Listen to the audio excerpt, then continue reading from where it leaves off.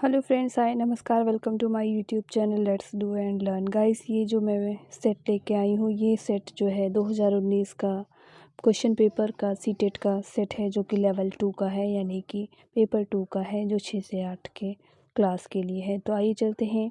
सबसे पहले बात करेंगे ये जो हिंदी भाषा का जो 91 से लेकर 99 तक जो क्वेश्चन है, वो हमारे गद्यांश से लिए गए क्वेश्चन है। तो आइए इस गद्यांश को पहले हम यहाँ पर रीड करेंगे। हम श्वास द्वारा ऑक्सीजन ग्रहण करते और कार्बन डाइऑक्साइड को छोड़ते हैं।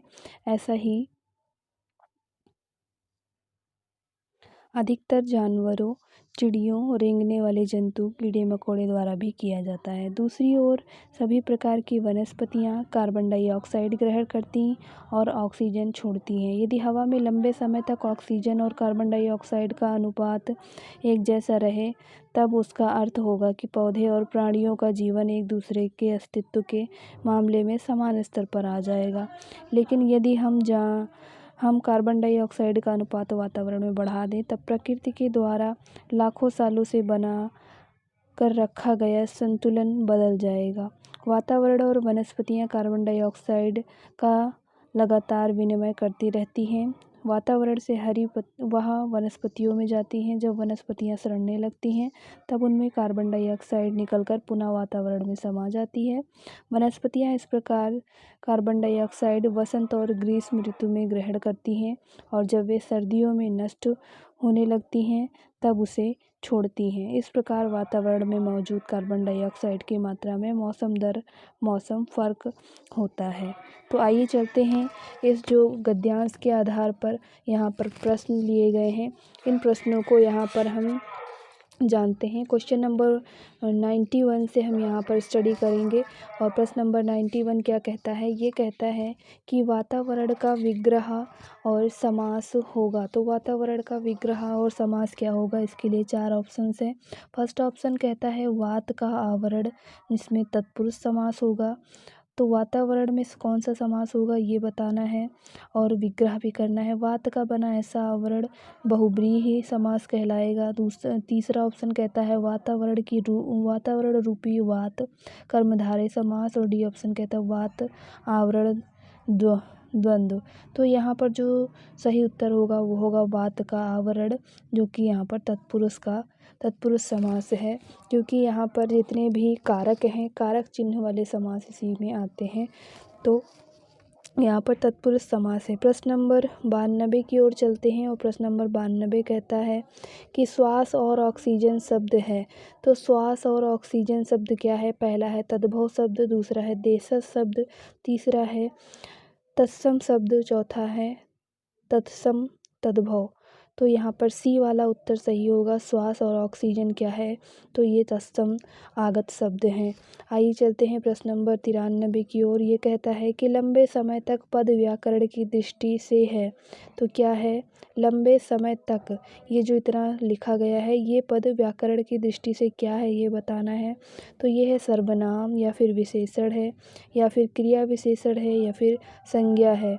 तो ये जो लंबे समय तक है, ये क्या करता है? क्रिया की विशेषता बताता है, इसलिए इसको हम क्रिया विशेषण कहते हैं। आइए चलते हैं क्वेश्चन नंबर 94 की ओर। क्वेश्चन नंबर 94 कहता है गद्यांश का मुख्य विषय है। तो क्या है? पहला है श्वास द्वारा ऑक्सीजन ग्रहण करना, दूसरा है पौधे और प्राणियों का जीवन, तीसरा कहता है बसंत और ग्रीष्म ऋतु में वनस्पतियाँ, चौथा ऑप्शन कहता है ऑक्सीजन और कार्बन डाइऑक्साइड का संतुलन बनाना। तो प्रश्न नंबर 94 का जो सी ऑप्शन है वो सही होगा, बसंत और ग्रीष्म ऋतु में वनस्पतियाँ। तो ये यहाँ पर इसका राइट आंसर हो जाएगा। आइए चलते हैं प्रश्न नंबर 95 की ओर। और प्रश्न नंबर 95 कहता है कि विनिमय का अर्थ है। विनिमय का क्या अर्थ है? फर्स्ट ऑप्शन कहता है लेना देना, खरीदारी करना, देना या फिर खरीदारी करना। बी ऑप्शन कहता है लेना देना, सी ऑप्शन कहता है आना जाना, और डी ऑप्शन कहता है लेना पहुंचाना। तो विनिमय का अर्थ होता है लेना देना, आदान प्रदान, इसका मीनिंग होता है।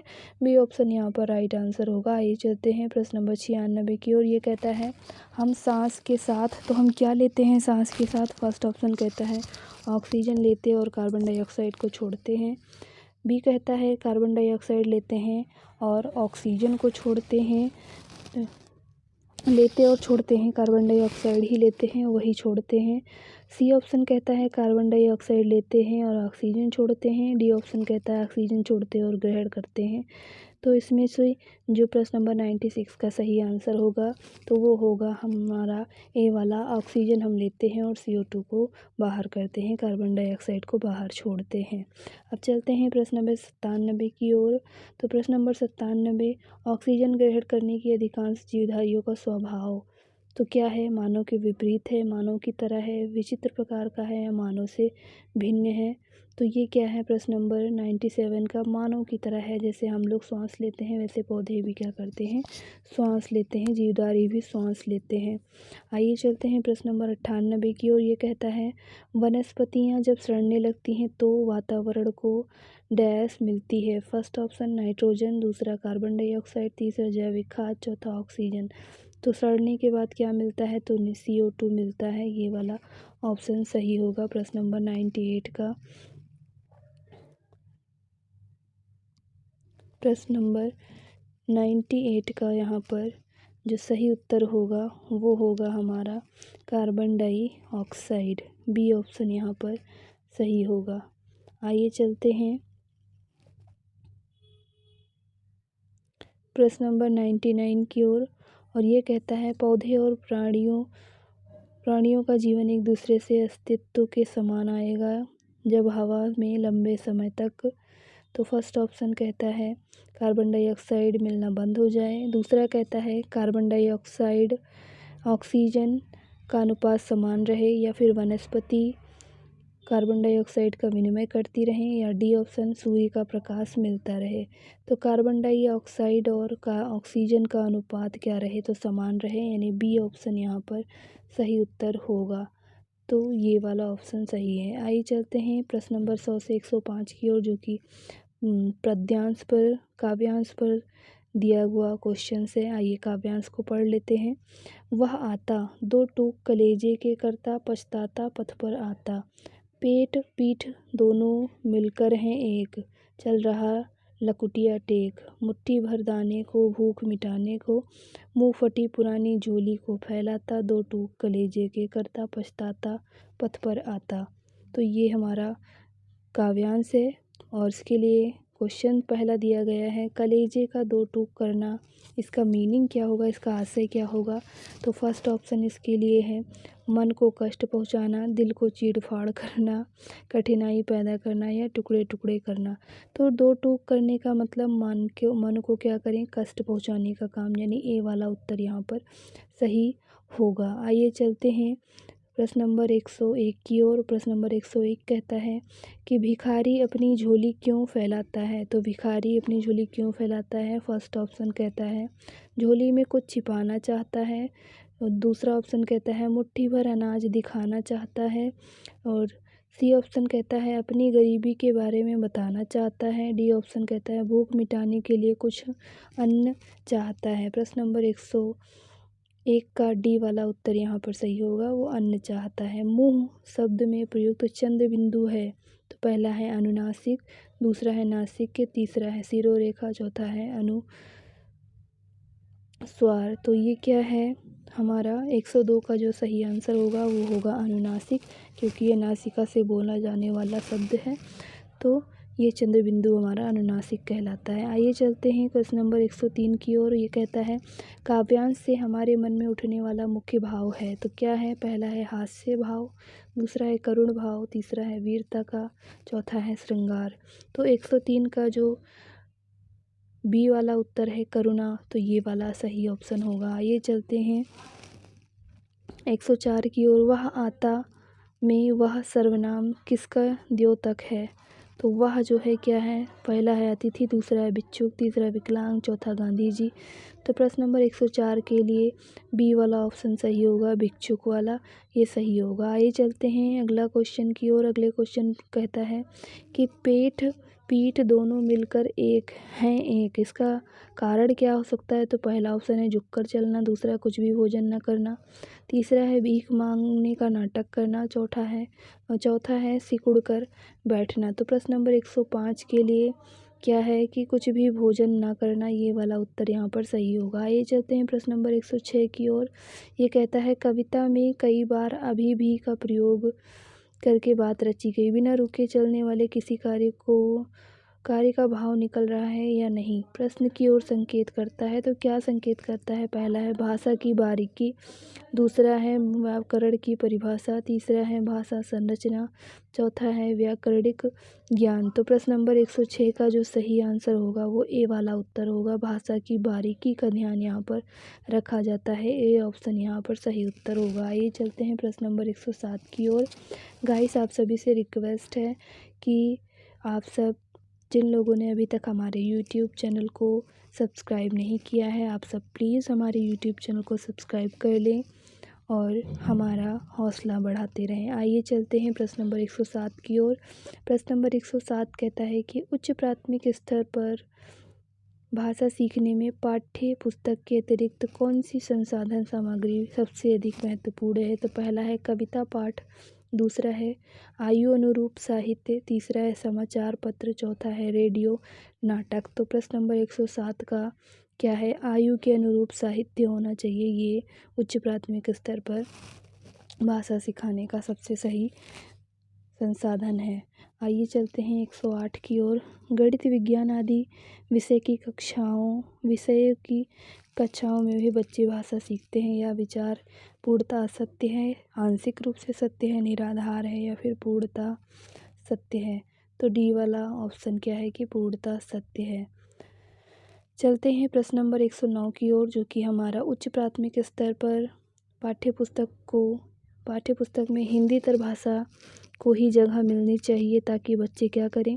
फर्स्ट ऑप्शन कहता है हिंदीतर भाषी साहित्यकारों से परिचित हो सकें, सामाजिक संस्कृति से परिचित हो सकें, ये सभी, या फिर डी ऑप्शन कहता है भाषा के विभिन्न रंगतों से परिचित रह सकें। तो प्रश्न नंबर 109 का तो सी ऑप्शन होगा, क्योंकि ये सारे ही ऑप्शंस क्या हैं? सही ऑप्शन है। आइए चलते हैं प्रश्न नंबर 110 की ओर।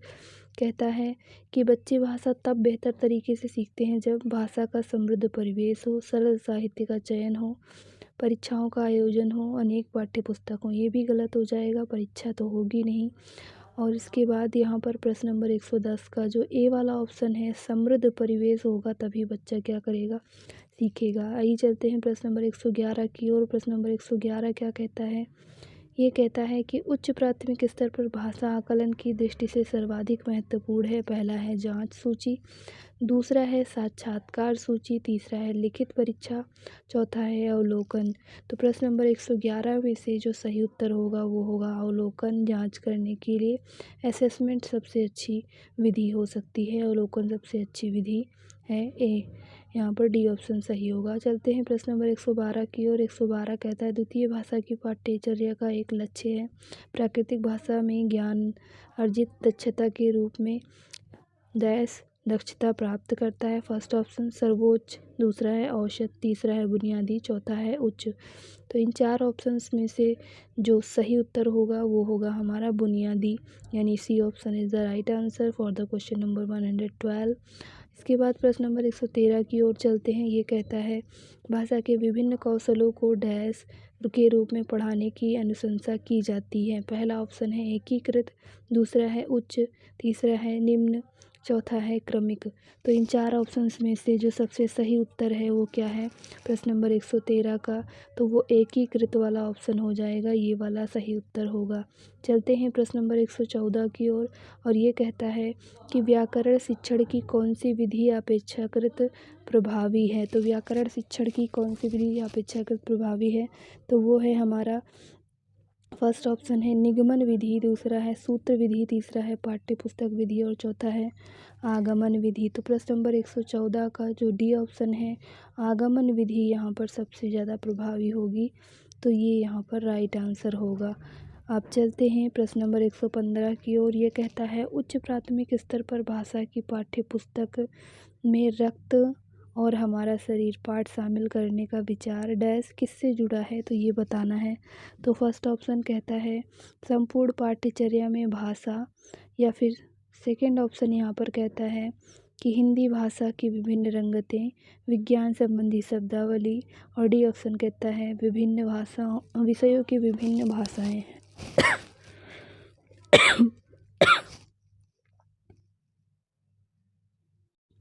तो गाइस प्रश्न नंबर 115 का जो बी ऑप्शन है वो सही होगा, हिंदी भाषा के विभिन्न रंगतें, ये राइट आंसर होगा।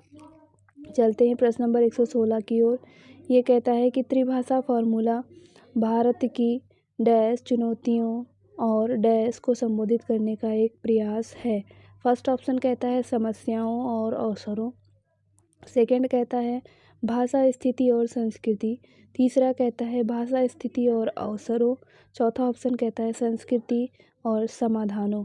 तो प्रश्न नंबर 116 का जो सही उत्तर होगा वो होगा हमारा भाषा की स्थिति और अवसरों, यानी सी ऑप्शन यहाँ पर सही उत्तर होगा। आइए चलते हैं प्रश्न नंबर 117 की ओर। ये कहता है कि लिखने की क्षमता का विकास बोलने, सुनने और पढ़ने की क्षमता की संगति में होना चाहिए। वह विचार पहला है पूर्णतः सत्य है, दूसरा है आंशिक रूप से सत्य है, तीसरा कहता है पूर्णतः निराधार है, चौथा है पूर्णतः असत्य है। तो इन चार ऑप्शंस में से जो राइट आंसर होगा वो होगा पूर्णतः सत्य है। First option is right answer. चलते हैं प्रश्न नंबर 18 की ओर। ये कहता है उच्च प्राथमिक स्तर पर भाषा सिखाने का उद्देश्य क्या है, तो ये पूछ रहा है भाषा सिखाने का उद्देश्य। तो फर्स्ट ऑप्शन यहाँ पर कहता है कि भाषा की बारीकियों और सौंदर्य बोध को सही रूप में समझाना, दूसरा कहता है दूसरों के अनुभवों से जुड़कर सवाल का जवाब देना, तीसरा है निजी अनुभव को केवल लिखकर अभिव्यक्त करना, केवल वर्ड आ गया है, ध्यान रखिएगा इस चीज़ को। तो इसके बाद चलते हैं डी ऑप्शन पर प्रश्नोत्तरी भाषण अंत्याक्षरी का मात्र आयोजन करना। तो प्रश्न नंबर 118 का ए वाला यानी बारीकी और सौंदर्यकरण को सही रूप में क्या करेंगे, समझाएंगे, ये वाला उत्तर हमारा सही उत्तर होगा। ये चलते हैं प्रश्न नंबर 119 की ओर। ये कहता है ज्ञान से संबंधित अन्य विषयों की समझ का विकास और उससे आनंद उठाने की क्षमता का विकास उच्च प्राथमिक स्तर पर भाषा सीखने का क्या है, तो ये बताना है। फर्स्ट ऑप्शन कहता है एक महत्वपूर्ण उद्देश्य है, दूसरा है सर्वाधिक महत्वपूर्ण उद्देश्य है, तीसरा है सबसे कम महत्वपूर्ण उद्देश्य है, चौथा है एकमात्र उद्देश्य है। तो इन चार ऑप्शंस में से सही उत्तर क्या है, तो प्रश्न नंबर 19 का ए वाला उत्तर यहाँ पर सही है, एक महत्वपूर्ण उद्देश्य है। चलते हैं सीरीज़ का अंतिम प्रश्न है ये। तो ये है पढ़ने का अर्थ। पढ़ने का अर्थ क्या है, पहला ऑप्शन कहता है वर्णमाला का ज्ञान, दूसरा है वाक्यों को पढ़ना, तीसरा है शब्दों को पढ़ना, चौथा है पढ़कर समझना। प्रश्न नंबर 120 का जो राइट आंसर है वो पढ़कर समझना क्या होता है, पढ़ने का अर्थ यही होता है कि मीनिंग आप उसका समझें। तो उम्मीद करती हूँ आपको ये वीडियो पसंद आई होगी। गाइस आप सभी से रिक्वेस्ट है प्लीज़ प्लीज़ प्लीज़ आप सब हमारे यूट्यूब चैनल को सब्सक्राइब जरूर करें, बेल आइकॉन भी प्रेस करें, ऑल वाली प्रेस करें, ताकि सभी नोटिफिकेशंस वीडियोज़ की आपको मिल सके। ऐसी ही जानकारी भरी वीडियो के साथ हमारे साथ बने रहिए, और वीडियो पसंद आए तो अपने दोस्तों को WhatsApp group, Facebook group, Instagram group जिस पे भी आप सेंड करना चाहें तो हमारे वीडियो को ज़्यादा से ज़्यादा सेंड करें, शेयर करें, और वीडियो पर एक लाइक ज़रूर करें अगर वीडियो पसंद आई है तो। Thank you for watching, have a nice day.